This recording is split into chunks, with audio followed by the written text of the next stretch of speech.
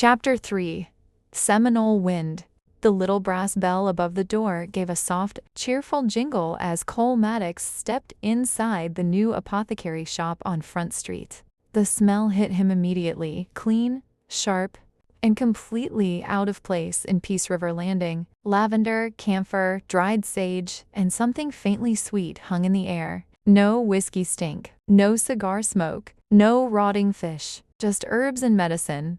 For a waterfront town full of gamblers, bootleggers, and swamp rats, the little shop felt almost civilized. Cole removed his gator tooth hat, revealing his sun-bleached blonde hair. His cold Arctic blue eyes scanned the room.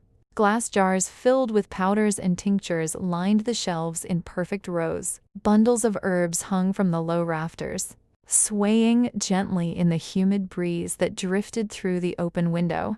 Behind the counter stood a young woman he had never seen before. She was in her early 20s, with long dark hair pulled back into a simple braid and striking silver-gray eyes. A small silver cross rested against the pale skin at her throat. She wore a high-necked white blouse with the sleeves rolled up and a clean apron tied around her waist. She looked far too proper for this rough little town. When she looked up at him, her gaze moved from his face, down to the heavy alligator skin duster, then to the twin colts riding low on his hips. "Can I help you?" she asked. Her voice was clear and polite, with just the faintest trace of an accent. Cole stepped up to the counter, keeping his movements slow. "I'd like to see your tinctures," he said. The woman looked mildly surprised, but she recovered quickly. She turned, took 3 different bottles from the shelf behind her, and set them on the counter. "These are our most popular," she said, slipping into a practiced sales tone. "This one here is excellent for pain and inflammation. This one helps with sleep and nerves. And this general tonic is very good for overall health and energy. All made with high-quality sheep bar cannabis. Very reliable product." Cole picked up the first bottle, held it up to the light coming through the window, and slowly tilted it. The liquid inside was a murky, brownish green with visible bits of sediment floating near the bottom. He made a low, unimpressed sound in his throat. "Looks like swamp water." The woman blinked, clearly caught off guard. "I beg your pardon?" Cole set the bottle down and reached into the inner pocket of his duster. He pulled out his own small dark glass bottle sealed with red wax. The liquid inside was a deep, rich emerald green, clear, thick and shimmering with resin.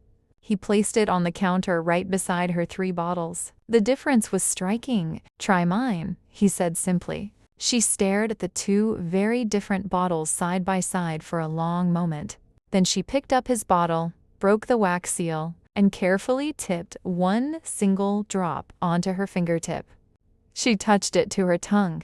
Her silver-gray eyes widened almost immediately. The effect was obvious.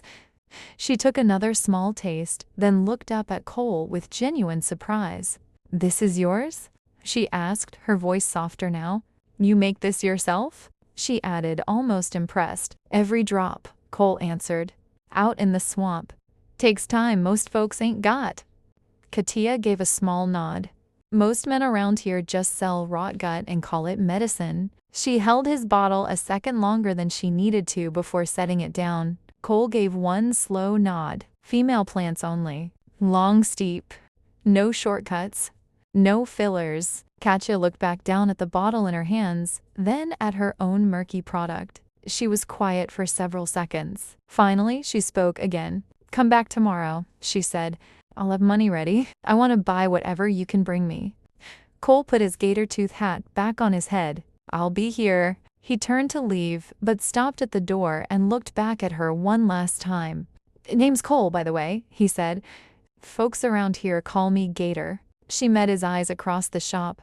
"Katya," she replied softly. "Katya Volkov." Just as Cole reached for the door handle, the bell jingled again. A large, broad-shouldered man stepped inside. Luka Volkov stopped dead in the doorway the moment he saw Cole standing there. His eyes narrowed as he looked the younger man up and down, taking in the twin colts, the alligator skin duster, and the way he was talking to his sister.